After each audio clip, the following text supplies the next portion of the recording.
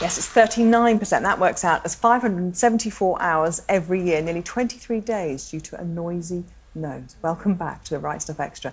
In the final part of the show, it's over to you for your questions and your stories. Our sleep expert, Sammy Margo, is here to help you reach the land of Nod.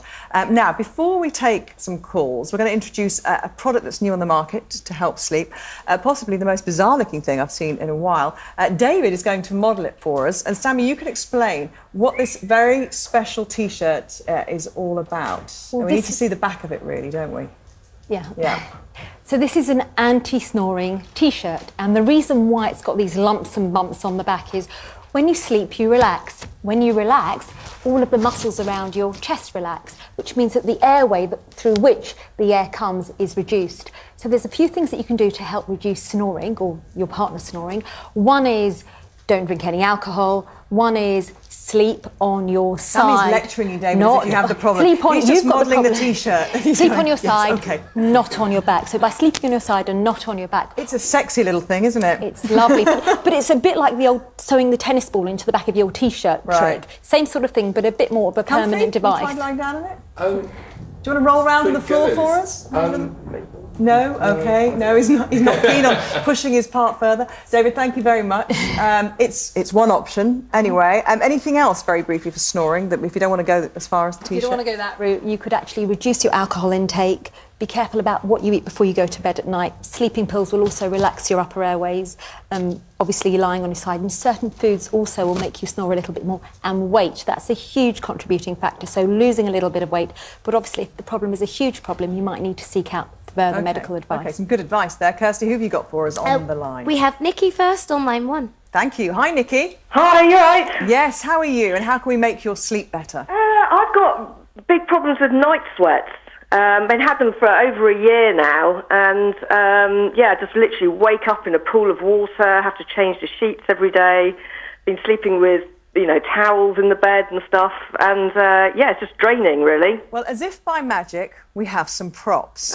Yes, and Sammy is going to explain exactly what these are. These might help you. Okay. These might help you, Nikki.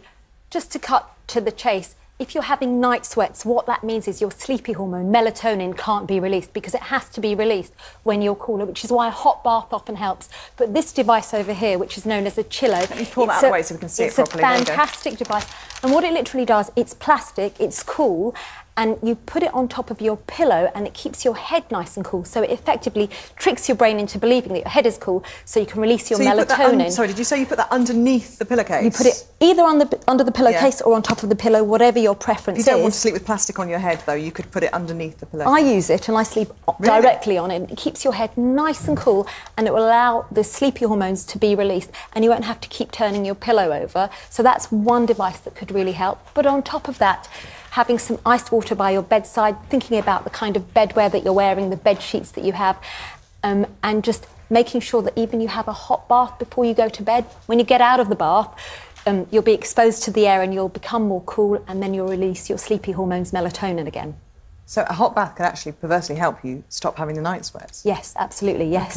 OK, good. Nikki, thank you very much for that. And this duvet, Nikki didn't specifically say that she had a problem with the duvet situation, but the duvet can also help people who are feeling too hot but their partner's feeling a bit cold, because it's a double-edged duvet. It's a double-togged. This is a really interesting duvet. Half of it is for the cold fish. It's a much more cosy, thicker tog, and the other half is for your hot, sweaty sleeper. It's a lower tog. So for those of you that are having duvet wars or have got personal preferences, one hot, one cold, this is a fantastic new device. One other option is to have two separate that's duvets. What we have, two duvets. Because some people like to wrap themselves up like a Swiss roll, and then that means that you don't get the duvet, so you're having duvet wars. But this is quite an interesting device with different togs on either side. Yeah, it's a great idea. OK, we've got somebody in the audience with a sleeping problem. We've got gorgeous Ken. I just want to know why I keep waking up early through the night. How many times do you wake up in the night? I can wake up maybe 2 times. OK. And you stay awake for how long?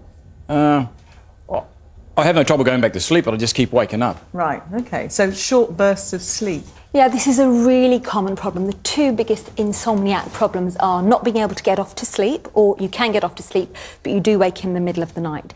And that's due to temperature changes, your brain wearing over time, and various chemicals that are being released. One very good thing that you can do to help you get back off to sleep is to obey the 20-minute rule. That means lay in bed for 20 minutes, no more, and then if you can't get back off to sleep, get out of bed, go and read a magazine article or empty the dishwasher or do one piece of ironing, and then return to bed as if you're redressing the bed all over again. What you have to do is get out of the I can't sleep mode, I can't sleep mode. You have to literally get your brain out of that zone. So 20-minute rule is the thing to do. I found as well, threatening myself to go for a run sends me right off to sleep. I say, if you're still awake in 15 minutes, you're going for a run. It's amazing how quickly I fall asleep. That's a great tip. Yeah, you can take it, free advice. OK, let's get another caller. Kirsty. OK, we have Shane next on line 2. Shane, thank you for calling us. What's the sleep issue with you then? Hi there. Well, I suffer from extreme chronic insomnia, and I've been taking sleeping tablets for over 10 years. And now my doctors are being really funny about it, and they're trying to take me off them and put me onto antidepressants. And I don't really want to go onto antidepressants. OK. Shane, that's really, really understandable, and this is quite a common problem. What you really need to do is look at addressing the whole of your lifestyle. You need to look at what you do during the day, how you spend your day, how much activity and exercise you're doing, and also you need to bring time into your life for a decent bedtime routine. You need at least an hour to calm down before you go to sleep, because what happens with sleeping tablets is you get used to them and they don't become effective anymore. So really have a look at even the kind of foods that you're eating as well. In fact, I've actually got some props here. I've got a whole variety of foods that you could actually bring into your diet. We call them snooze foods, and these foods are great because they contain, they actually allow your melatonin, your sleepy hormone, to be released. So a selection of them: oats is quite good, lettuce, turkey is a fantastic source of tryptophan. Bananas, it's a sleeping pill in a Skin. Peel. It's got magnesium and serotonin in it. Chamomile, Marmite-like substances are great, and honey. It's got orexin in it, so it reduces your alertness, and warm, hot milk. So try looking at the whole lifestyle, your day, your bedtime routine, the kind of foods you're eating, and that might help solve the problem.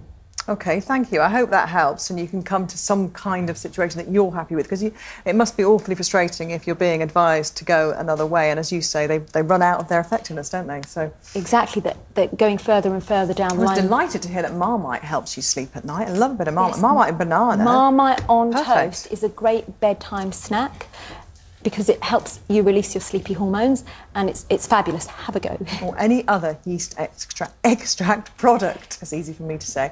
I'm just a bit tired. Thank you so much. It was fascinating, and I hope we've helped a lot of people.